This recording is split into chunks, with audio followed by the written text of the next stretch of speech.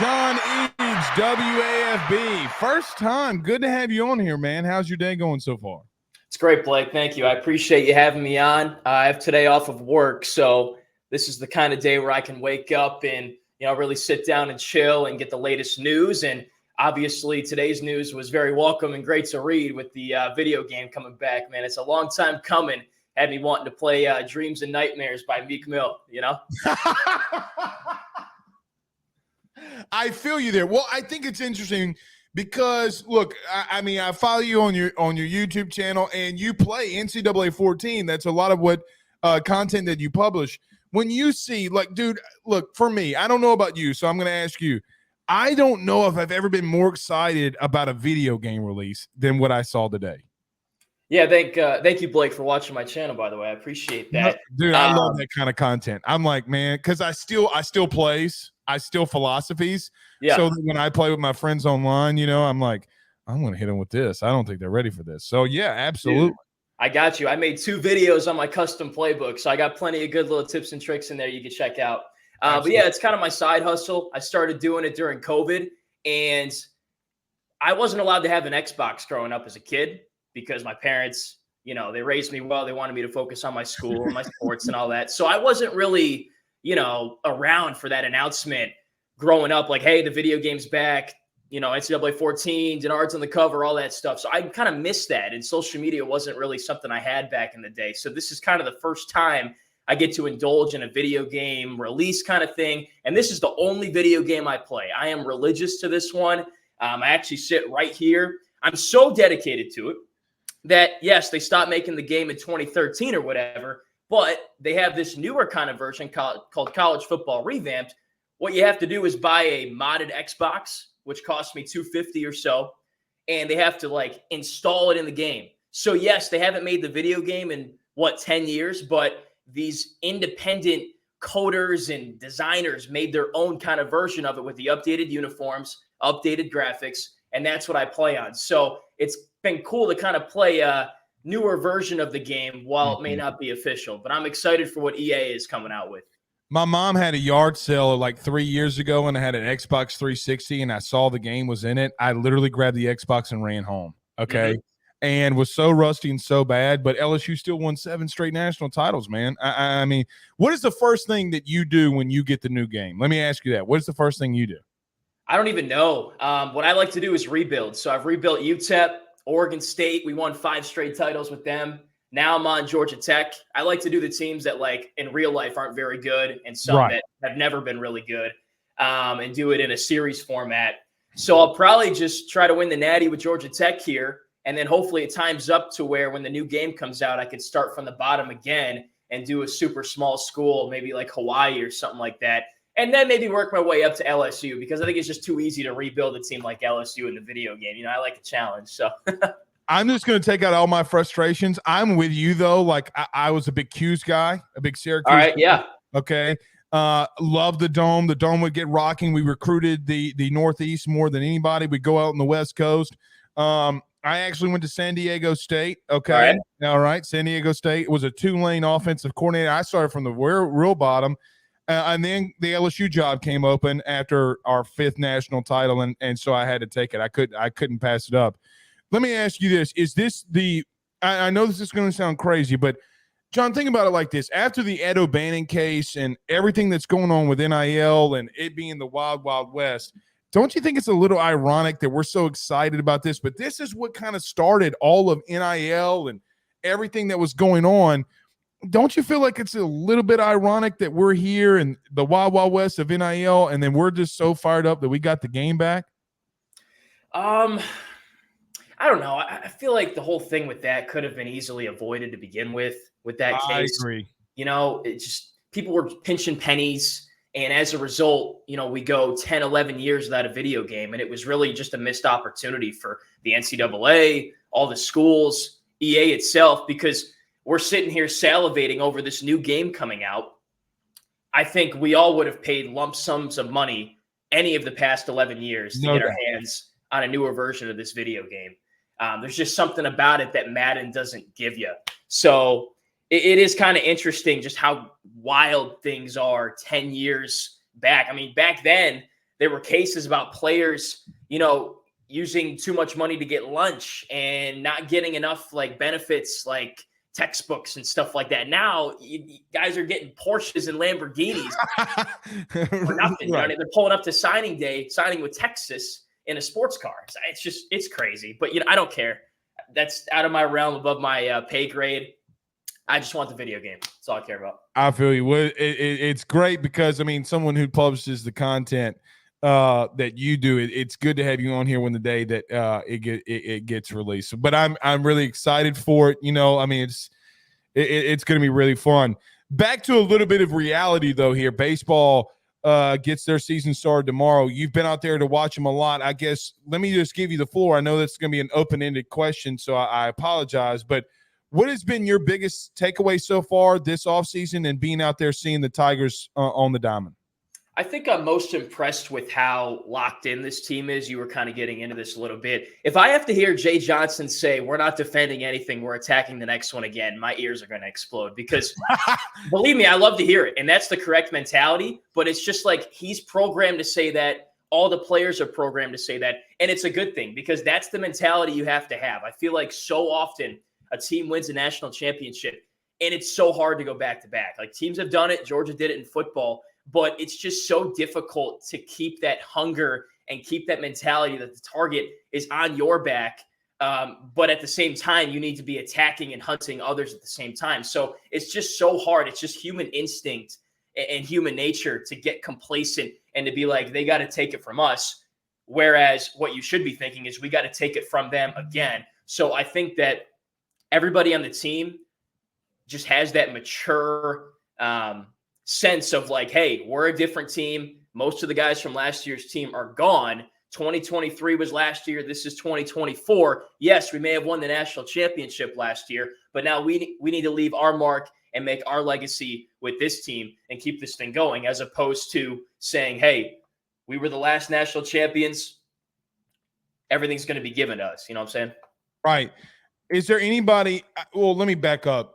I agree with you. It feels – like people will hear Jay or the team say, hey, we're not defending anything. And I think people feel like that's coach speak or player speak. I'm not there.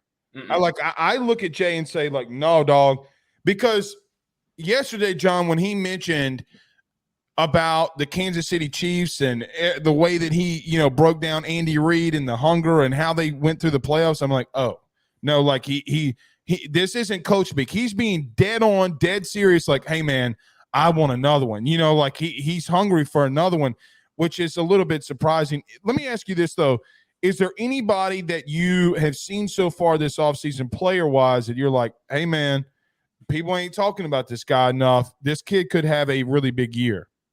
Yeah, I want to answer that by kind of recapping what you just said. The things that Jay says, you hear coach speak all the time, especially in the job that we do.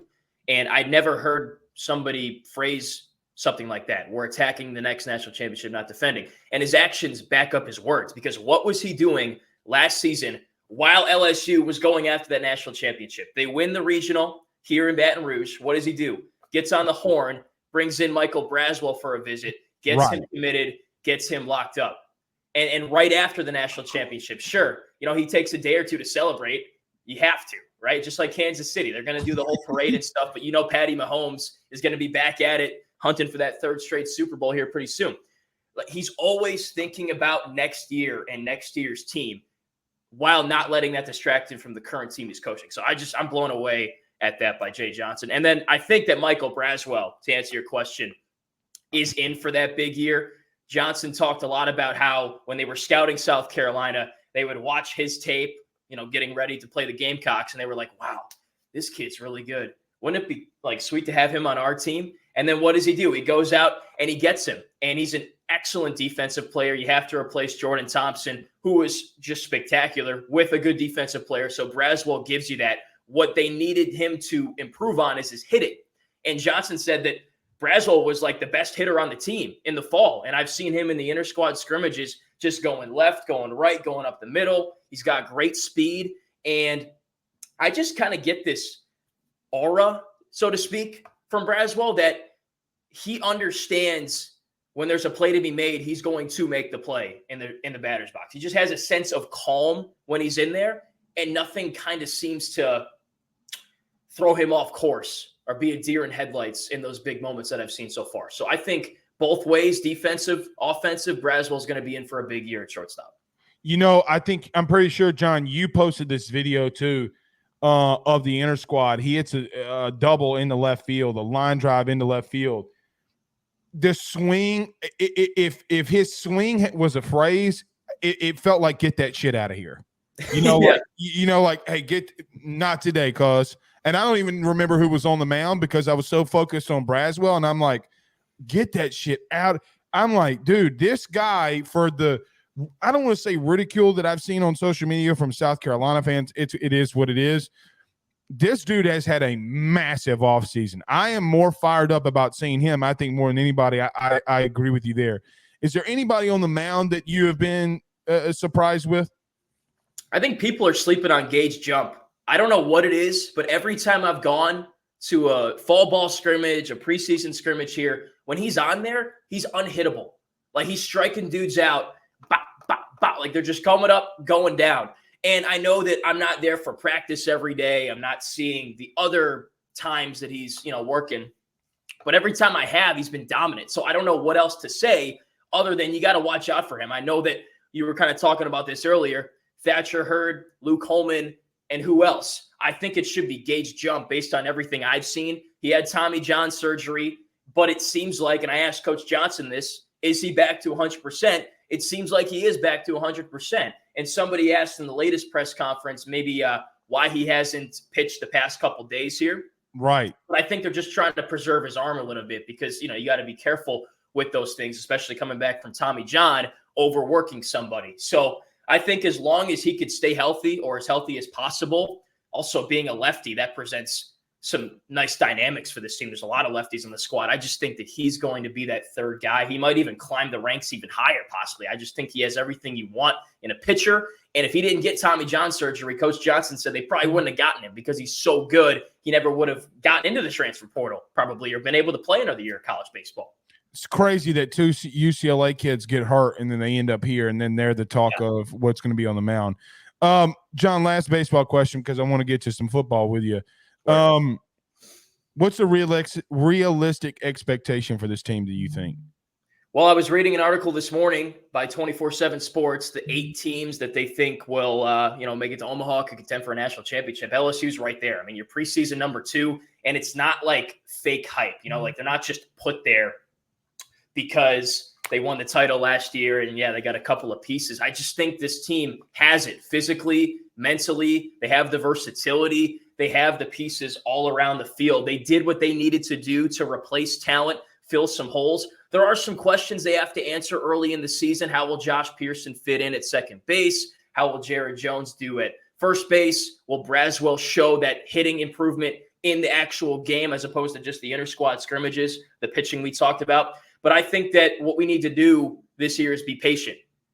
I think that when you win a title, people start to grow short-tempered, I guess, so to speak. So when you lose a game, you're like, what is going on? This is a disaster. Just be patient, especially early in the year. Let this team get its feet under itself. Let them kind of find their stride. But I think by season's end, there's no reason why this team can't make it back to Omaha and compete for that national championship once again. There's no reason why not. The guys they bring back, White, Travinsky, Milazzo, there's just so many different players. And not to mention that versatility of pitching, also at catching. They have 2 or 3 legitimate catchers back. Travinsky can DH. There's just so many different ways that LSU can win a game this year, and I think they're going to win a lot of them. Look, man, I'm with you. I'm limiting, John, my expectation because, look, it is so difficult to replace Dylan Cruz. Yep. Okay, Paul Skeens. It's even really difficult to replace what Kay Beloso did halfway through the year to the end of the year. Right. Joe Bear, I get all that. But when you recruit at that high of a level, it's very difficult for me not to say, hey, man, like they could be there again. There's a reason that you just can't have number 1 recruiting classes rolling in here the way that he's doing. Like Jake Brown's a kid that I think that, look, got a lot of hype around him. Let's see what he can do on the mound, maybe, in a position or just at the plate. but I think that they could be really good. I got some football questions for you here before we get you out of here, if you don't mind. Let's roll, dude. This LSU football team, I know Brian Kelly has mentioned in reference to the interior of the defensive line. How concerned are you about what's going on with LSU in the interior of that defensive line? In the short term, extremely concerned. In the long term, not too concerned, because here's the problem. I like how they're setting themselves up for the future, bringing in Dominic McKinley, bringing in some JUCO guys, attacking next year, making that a point of emphasis, bringing in Bo Davis, Kevin Peoples. Great. What are you going to do this year, though? You return 2 defensive tackles. Jacoby and Guillory is the one guy that I think is someone that, you can rely upon because he's played a decent amount of games already. He's made some starts, was in the rotation last year. But after that, can you name another defensive tackle? Because I have him in my notes somewhere. But I mean, Sean Washington, but that's a guy that you're bringing in that you have no idea what he's going to do, That's the thing. I like returning production, and they just don't have any. And it's difficult because I don't think the coaching staff expected both Mason Smith and Mekhi Wingo to go pro. I kind of thought Smith would come back for another year, but obviously that's his decision, respect. And then Wingo got injured late in the season, was a preseason All-American. I thought maybe he'd come back for one more year to cement himself as maybe a first-round pick. They both left, and really right now what we're seeing, this is a byproduct of having coaching turnover, Coach O leaving, Coach Kelly coming in. That kills recruiting. And then they've lost, 4 or 5 defensive linemen to the portal this offseason as well. It's just not looking great at D-tackle right now. Defensive end is great. You're going to have to rely upon guys that barely played last year, minus Army blowouts and some of the other games where LSU was handling business and they came in late. And then McKinley as a freshman, Sean Washington as a JUCO transfer, though he did start his career at Georgia. You're just going to rely upon guys that are unproven. So it's hard for me to sit here and be optimistic about defensive tackle. They've got great coaching. They just don't really have the bodies right now. So as I said, concerned about next year, but the future, I think they'll be fine. You brought up one big thing that nobody talks about, but from a betting odds perspective and just from an odds perspective, I got a little stat that I keep in my office every day. As our good friend Josh Pate would say, paper pop. Mm-hmm. SEC champions with the most experience returning. 2022 Alabama, they won the SEC. 2021 Georgia, 2022 Georgia, 2023 Alabama, 2021 Georgia, 2020 Alabama, 2019 LSU.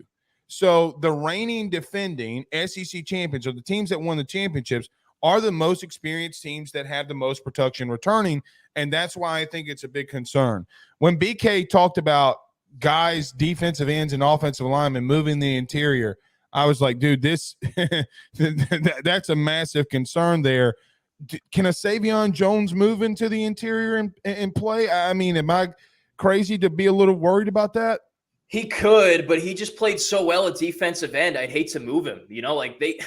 It's a bummer because they're so good on the outside. They just don't have anybody on the inside. And this just isn't something you should be doing at this level, especially at LSU. Like, this isn't Texas State, no disrespect to TJ Finley and those guys, or, right. This isn't one of those lower classification schools where you kind of just got to figure it out and move offensive linemen to D tackle. Or I know Michigan did this one year. They moved a fullback to defensive tackle. This is LSU. You should be guys should be lining up at the gate to come and play here, especially for those positions in the trenches like that.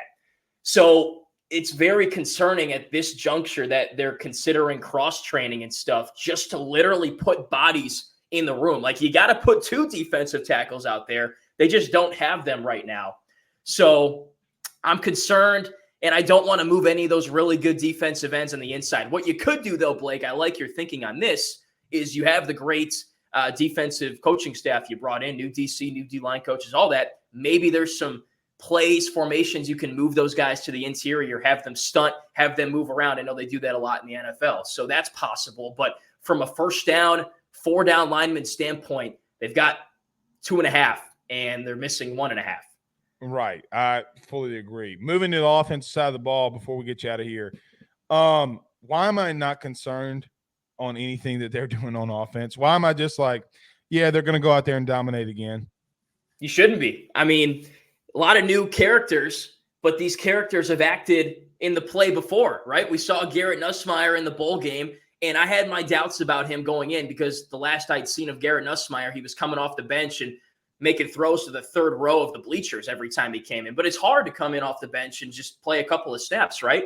But he was awesome in the bowl game, made very few mistakes, led a game-winning touchdown drive in his first career start. I mean, you have to be impressed with that. And not to mention Malik Neighbors didn't really play for most of that game. He got the record and then got out. Did have Brian Thomas Jr., who was spectacular, but guys like Kyron Lacey stepped up. Mason Taylor got more involved. And some of the other young receivers. Plus, you've got an offensive line back. And I think that's one of the most important starting points is to have that great wall in front of you to protect, open up holes for the run game. So that's kind of an on-field player's perspective. From a coaching staff standpoint, it's continuity. And I think that was the biggest thing this offseason. Just keep this thing together. You know, Joe Sloan, Cortez Hankton, they worked well together in the bowl game. They worked with Mike Denbrock. That was the key to last year's success was continuity. They're bringing everybody back, trying to use the same scheme, and they've got a lot of pieces. So I think that in the offseason, the offense is going to dominate the defense, and it's going to be on the defense, just like last year, to improve and just provide enough so that this team can win games with that offense. I fully agree with you there. And look, I think the offensive line, obviously, for the 5 starters returning is such a massive deal there. We'll see. Last one for you. What do you make of Matt McMahon and this basketball team? Heartbreaker the other night against Florida. Bummed, man, because I feel like 3 weeks ago, like the vibe was so high surrounding this team. They upset Ole Miss at home. Right.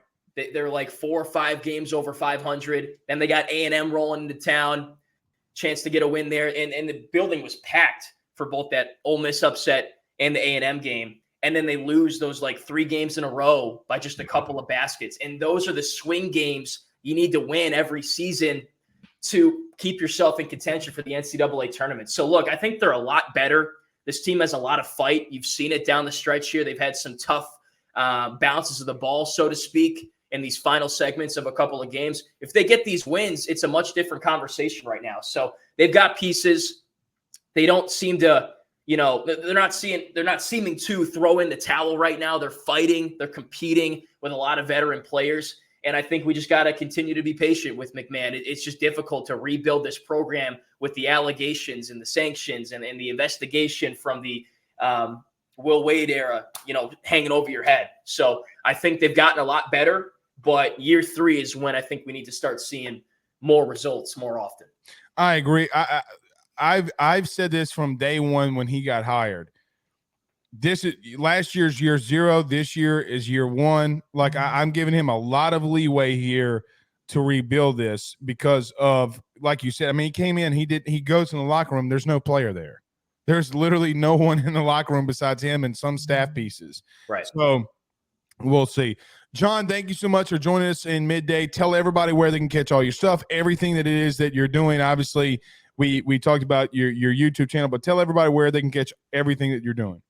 Yeah, thanks, Blake. I appreciate you having me on. So, yeah, my side hustle is that video game stuff for work over at Channel 9, working sports with Jacques Doucet, Kevin Baptiste. So check us out on social media over there. I do a little podcast kind of like you, Blake, just talking about the latest stuff, football, baseball, basketball, both men and women. So you can find me there. That's on our WFB YouTube page called Game Time with John Eads. And I'm on social media. Just look up John Eads TV, John Eads WFB. So appreciate letting me plug all that. No problem, man. And it's fantastic. I think you're doing a fantastic job, and I hope to bring you on again here soon.